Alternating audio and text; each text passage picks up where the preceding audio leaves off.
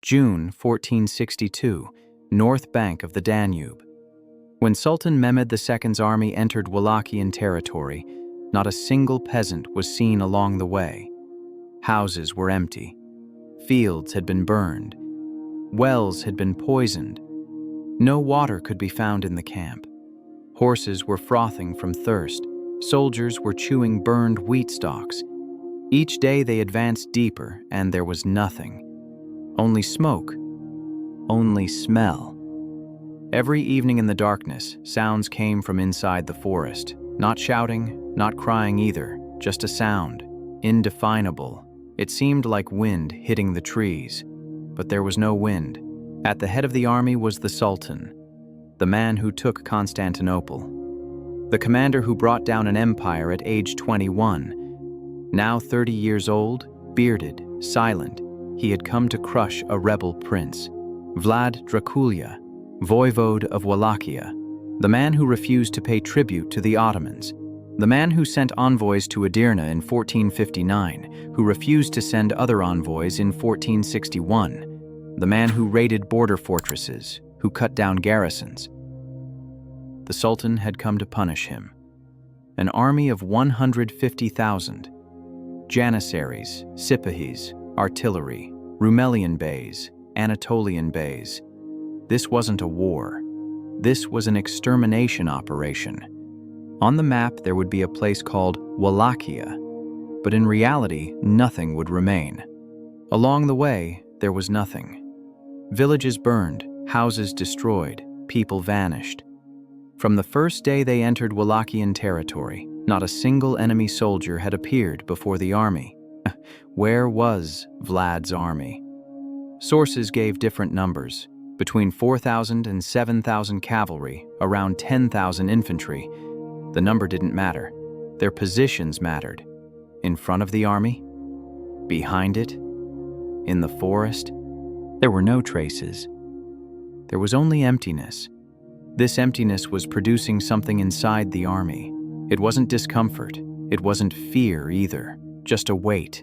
An army advancing with 150,000 men shouldn't find nothing before it. It found nothing. Every night, fires were lit around the camp. Every night, sentries disappeared. When morning came, corpses were found among the tents, throats cut. No sound had been made. No one had heard anything. Sentries were questioned. None of them had seen anything. Only darkness. A movement in the darkness. Maybe a shadow. Maybe a tree. Maybe nothing. The army continued advancing. Mahmud Pasha beside the Sultan. Beys beside him, 150,000 men behind him. Before them stretched an empty country. On the map, there was a place called the Voivodeship of Wallachia. In reality, there was nothing. Only the road. Only dust. The forest approaching a little closer each evening. Trees stood on both sides of the road.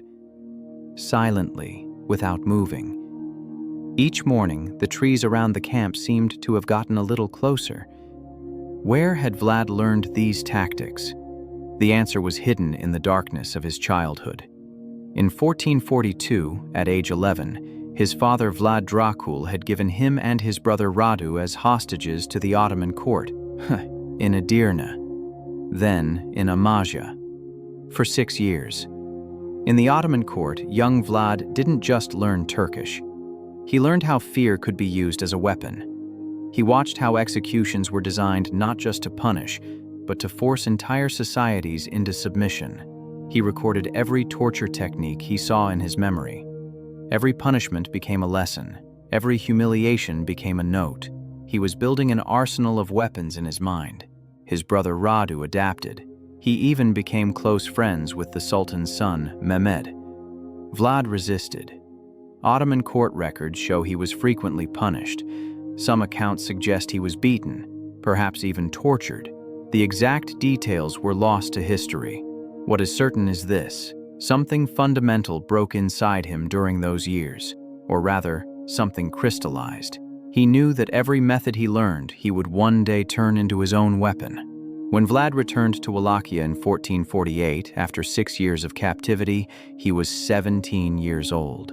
2 months later, his father was killed by the Boyars. His older brother Mircea was buried alive. Vlad was alone, surrounded by enemies, supported by no one. He lived in exile for 6 more years. He made plans. He waited. When he took the throne in 1456 with Hungarian support, he was ready to apply every lesson he had learned.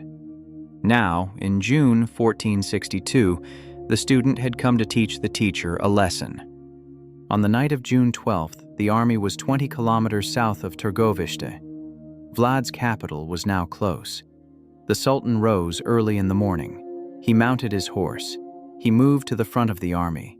He hadn't drunk coffee in his tent. He hadn't eaten. Only on his horse, he advanced silently.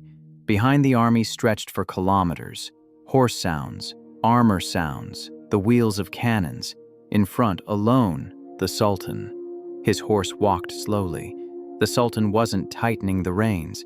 He had just let go. The horse was advancing at its own pace. The Sultan was looking ahead. His eyes weren't focusing on anything. Then the road rose to a hill. The Sultan stopped his horse. The bays following behind also stopped. Then the army stopped. When they looked down from the hill, they all saw. Along the valley, approximately 2 kilometers long, stakes arranged in geometric order, each one 3 to 4 meters high, bodies on them. Some had been there for days. Some had been placed more recently. Some were moving. Slightly. There was no wind. The bodies were swaying. Ottoman sources would later write this number, 20,000. All had been impaled.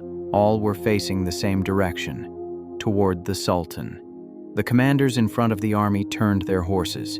The Sultan didn't move. He only looked. He looked for a long time. The first smell came at that moment. Soldiers covered their noses. Some vomited. Veterans who had seen 100 years of war dropped to their knees. This wasn't just the smell of death. This wasn't the smell of decomposition, of bodies cooking under the sun for weeks. This was the smell of a calculated scene. There was no wind. There was no sound.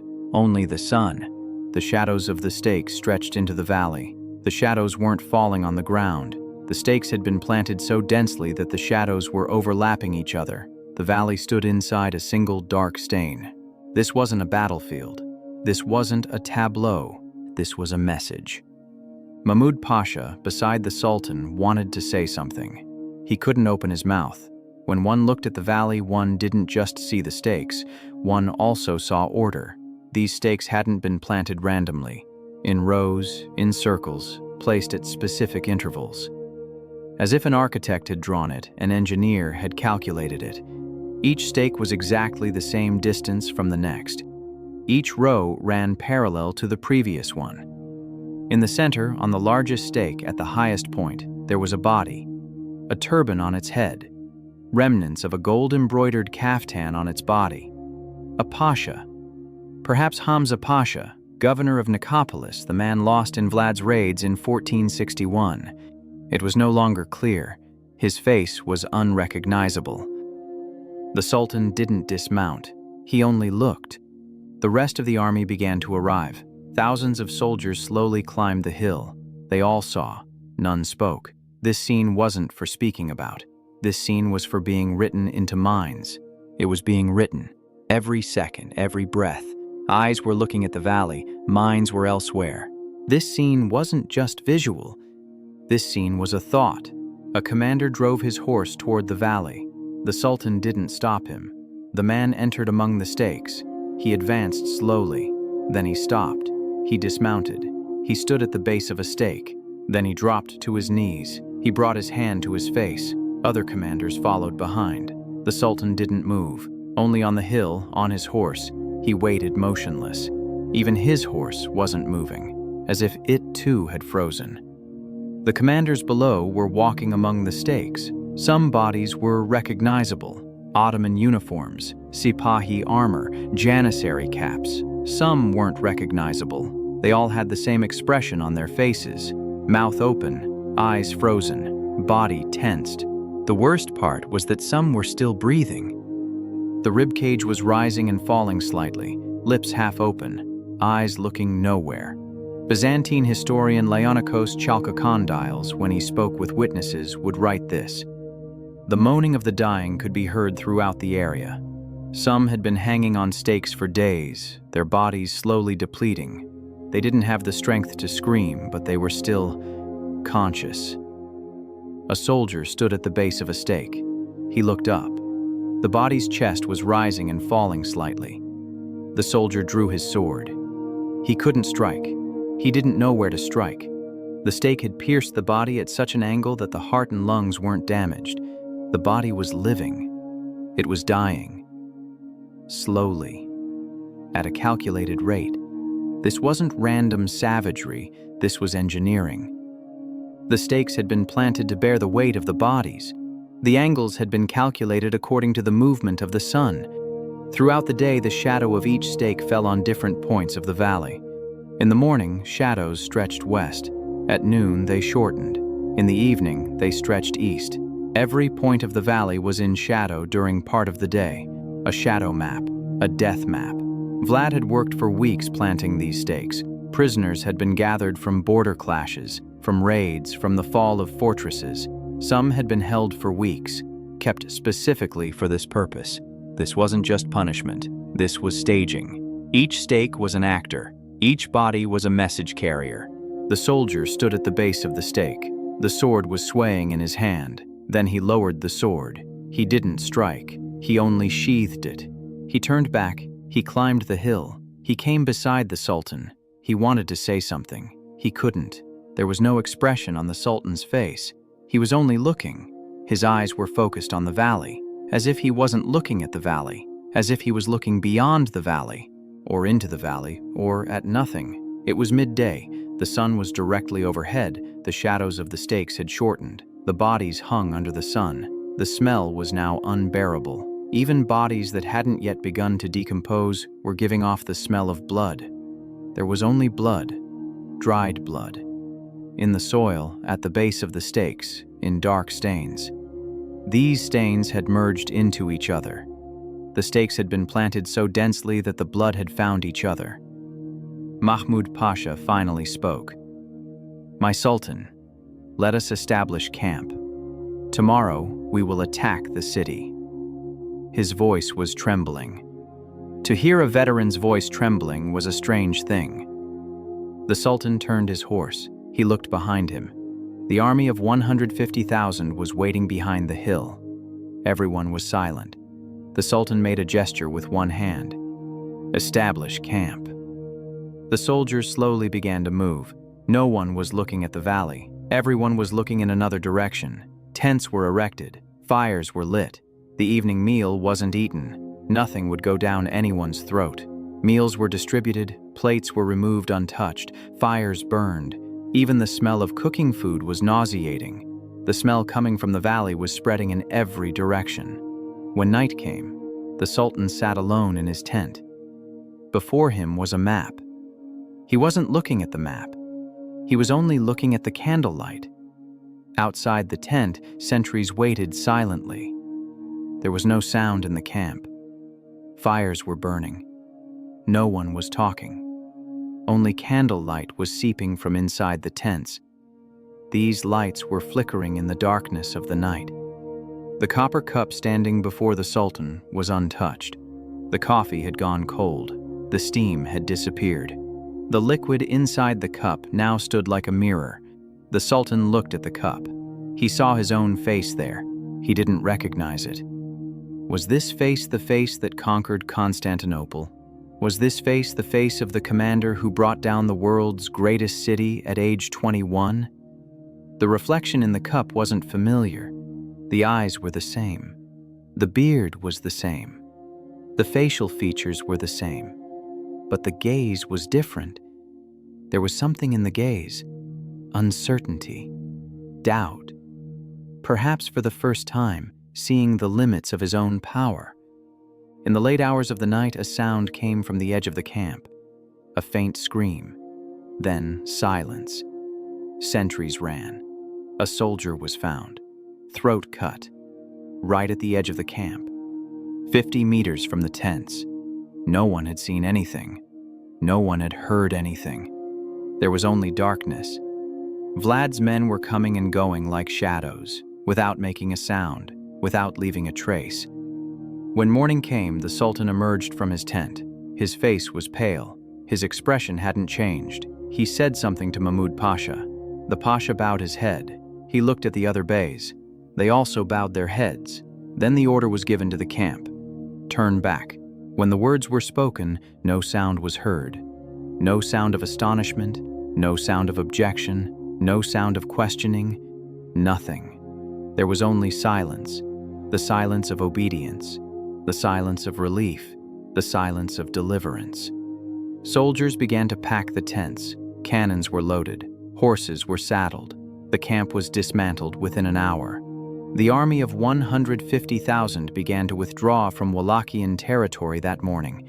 The Sultan who took Constantinople was turning back before a scene prepared by a prince. The army moved slowly. No one looked at the hill. No one looked at the valley. They only advanced. That scene was no longer before their eyes. It was inside their minds. The Sultan, on his horse, turned back one more time. He looked down from the hill. The stakes were still there. The bodies were still there. When the wind blew lightly, some bodies were swaying. No sound was coming. There was nothing left to make a sound. The Sultan turned his horse. He turned back. The army marched toward the Danube for 7 days. A little faster each day. A little more silence in the camp each night. Soldiers weren't looking at each other. Commanders were giving orders. There was nothing in their voices. Only words. Words were falling into emptiness. On the second night, another sentry disappeared. He was found in the morning, 100 meters outside the camp, hung on a tree, throat cut. Vlad's signature. On the third night, no one slept. Sentries waited in pairs. One disappeared. The second sentry couldn't explain what he saw. Darkness, he only said. Only darkness. On the fourth day, the army reached a river. It was the first place they could find water. Soldiers ran to the water. A commander stopped them. The water was tested. It was clean, but no one could drink. Trust in Wallachian waters was gone. Finally, they drank, out of necessity. Thirst was stronger than fear. When they reached the Danube, the army crossed the river. While crossing, no one looked back. Behind them, there was nothing. Only Wallachia. Wallachia was no longer a place. Wallachia was a scene. This scene would never be erased. Historians would write this event differently. In Ottoman sources, it would be called seasonal conditions. It would be called water could not be found. It would be called contact with the enemy could not be established. Those who were in the army knew something else. They knew what they saw in that valley. None of them would ever forget what they saw. That scene wasn't just an image. That scene was proof. Proof of what? Of nothing, and of everything.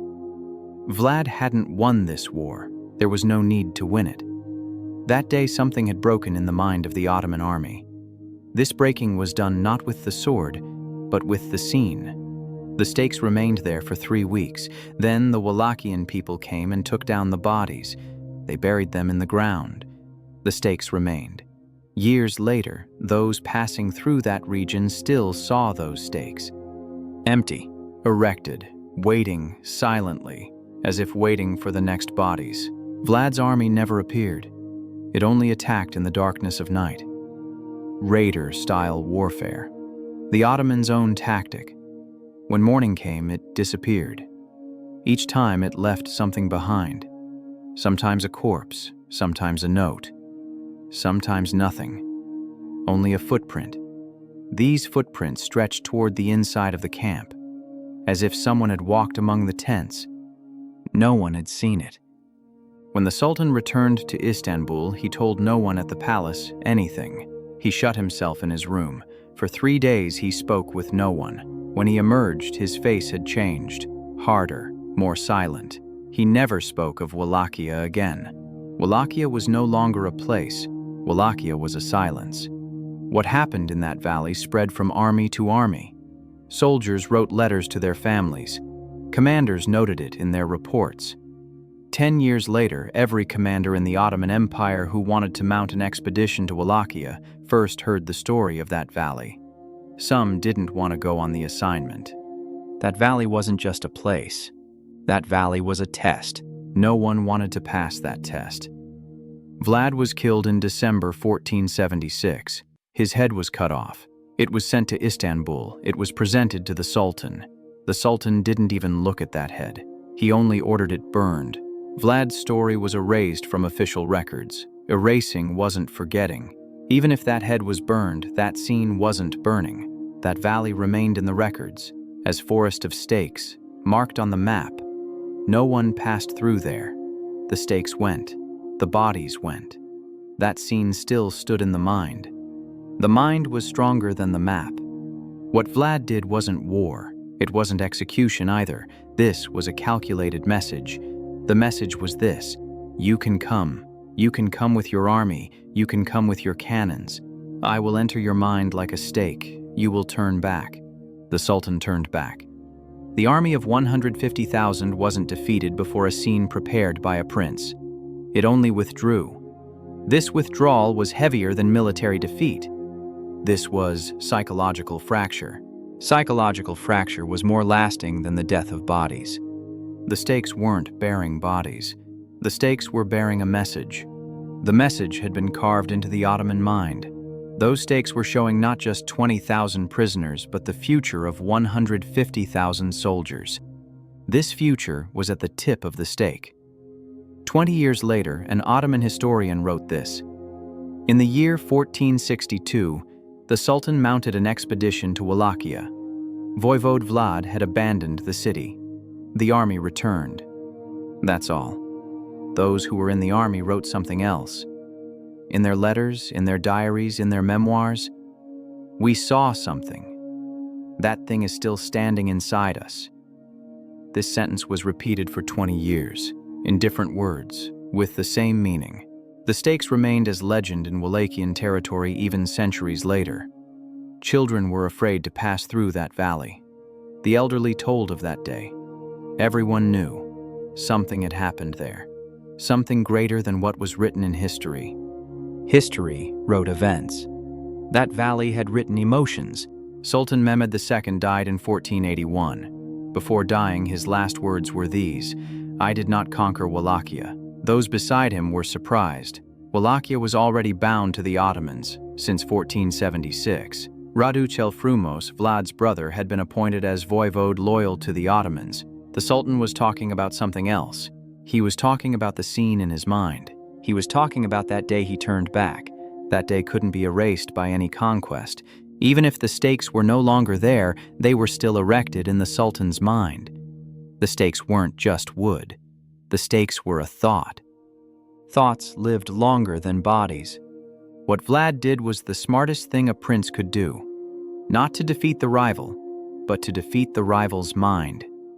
When the mind was won, the war was won. The war was in the mind, not in the land. The army of 150,000 stood before 20,000 stakes. It turned back. This was mathematically absurd, psychologically perfect. Those stakes weren't just 20,000. Those stakes were 150,000. Every soldier was seeing himself on one of those stakes. What the Sultan thought that night in his tent wasn't written in any record. The order he gave in the morning said everything. Turn back. This order was one of the rare orders in Ottoman history. The Sultan was turning back without fighting. When Vlad planted the stakes, he had calculated something. The scene the human mind could endure. He had exceeded that scene. Those stakes weren't just execution. Those stakes were a show. The show wasn't just for watching, it was for being carved into the mind. Before the bodies of 20,000 prisoners were placed in that valley, Vlad's men had planted the stakes at specific angles. Each stake had been calculated according to the movement of the sun, so that throughout the day the shadows of the stakes fell on every point of the valley. These shadows formed a map. A map of what? Of death. The Sultan saw that map.